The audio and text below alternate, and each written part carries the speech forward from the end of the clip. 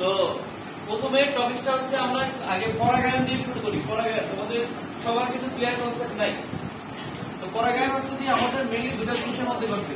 আমি এখানে একটা স্ত্রী স্তবক দেখাচ্ছি, ফুলের কিন্তু পার্টগুলো দেখাচ্ছে না, স্ত্রী স্তবক। তো এখানে হচ্ছে আমার একটা পুংস্তবক দেখাচ্ছি। পুংস্তবক কোনো তো দেখছো, ফুলের গঠন বুঝলে না? তো পুংস্তবকে এটা হচ্ছে কিন্তু পুংস্তবকের পরাগধানী। এই পরাগধানীর মধ্যে কি থাকে? পরাগরেণু থাকে না, পরাগরেণু। পরাগরেণু আর এটা হচ্ছে আমাদের স্ত্রী স্তবকের গর্ভমণ্ডল, এই মুখটা।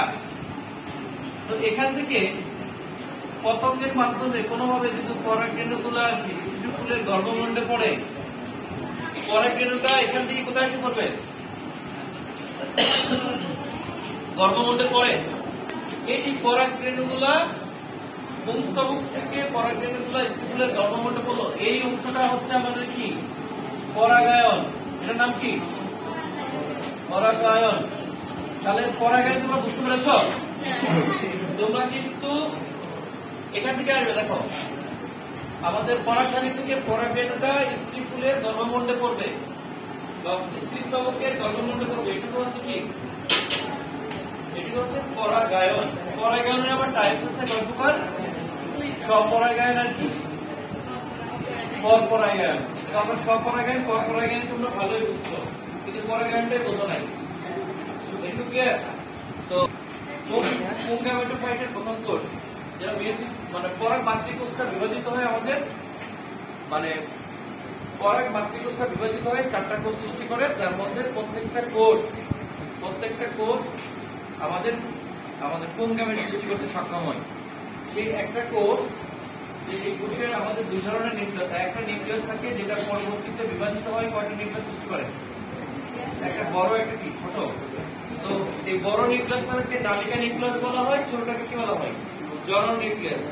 এই নালিকা নিউক্লিয়াস থেকে এরকম দেখো পরাগরেণুর এগুলো থেকে নালিকা নিউক্লিয়াস থেকে এরকম নলের মতো একটা অংশ সৃষ্টি হয়, নালীর সৃষ্টি হয়। এই নালীগুলো ফুলের কোথায় প্রবেশ করে? ফুলের গর্ভাশয়ে প্রবেশ করে। একদম নিচের অংশটা কি? গর্ভাশয়। ঠিক আছে? গর্ভাশয়ে প্রবেশ করলে গর্ভাশয়ে আমাদের কি থাকে? এখানে আমাদের উপরের দিকে স্ত্রী গ্যামেটোফাইট প্রক্রিয়ায় ডিম্বাণু সহকারী নিউক্লিয়াস এগুলো সৃষ্টি হয়ে থাকে। ঠিক আছে? তো এই যে আমাদের এই পরাগরেণুগুলো থেকে যে আমাদের পরাগ মাতৃকোষটা বিভাজিত হয়ে যে পুংগামেটোফাইটের যে প্রথম কোষটা উৎপন্ন হয়েছিল, তো সেখানে কিন্তু আমাদের একটা নিউক্লিয়াস থেকে কি বড় নিউক্লিয়াস থেকে নালীর সৃষ্টি হয়েছিল, এই লম্বা নালীর মতো অংশটা সৃষ্টি হয়েছিল। আর ছোট নিউক্লিয়াস থেকে জেনারেটিভ নিউক্লিয়াস বলা হয়। ঠিক আছে? জেনারেটিভ। এই জেনারেটিভ নিউক্লিয়াস থেকে আমাদের এই নালিকার মধ্যে থাকা অবস্থায় জেনারেটিভ নিউক্লিয়াসটা বিভাজিত হয়ে দুটো শুক্রাণু সৃষ্টি করে। কি সৃষ্টি করে? তাহলে এই শুক্রাণুগুলো হচ্ছে পুংগামেট। আর এই গর্ভাশয়ের ভিতরে আমাদের স্ত্রী গামেট উৎপন্ন হয়।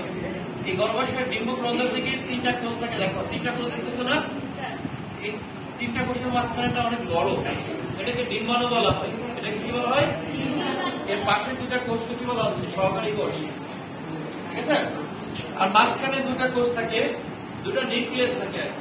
এই দুটা নিউক্লিয়াসকে গৌণ নিউক্লিয়াস বলা হয়। আর এর উপরের দিকে তিনটা কোষকে বলা হচ্ছে আমাদের প্রতিবাদ কোষ। তো এখানে যে দুটা শুক্রাণু আছে, এই শুক্রাণুর যখন এই গর্ভাশয় নালীটা প্রবেশ করে, এই নালীটা গর্ভাশয় থেকে এক ধরনের রস শোষিত করে, গর্ভাশয় শোষিত করে বলে এই নালীটা আস্তে আস্তে স্ফীত হয়ে ফেটে যায়। নালীটা ফেটে গেলে দুইটা শুক্রাণু কি হয়ে যাবে? এই গর্ভাশয়ের ভিতরে মুক্ত হবে। ঠিক আছে? মুক্ত হলে একটা শুক্রাণু মিলিত হবে কার সাথে? ডিম্বাণুর সাথে। আরেকটা মিলিত হবে কি? শুক্রাণুর সাথে। এই শুক্রাণু আর ডিম্বাণুর মিলনটাকে কি বলা হচ্ছে? নিষেক। নিষেক কিন্তু এখানে পরাগরেণু পরাটাকে নিষেক করে না। নিষেক কোথায় হয়? গর্ভাশয়ের ভিতরে, যেখানে একটা শুক্রাণু মিলিত হবে কার সাথে? ডিম্বাণুর সাথে।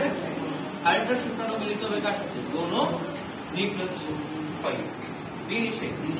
আর এই দ্বিনিষেকের ফলে শুক্রাণু ডিম্বাণুর মিলনের ফলে হয় জাইগোট, আর গৌণ নিউক্লিয়াসের মিলনের ফলে সৃষ্টি হয় আমাদের কি? শস্যকোষ, ঠিক আছে। আমাদের এই জাইগোট এবং শস্যকোষ থেকে পরবর্তীতে আমাদের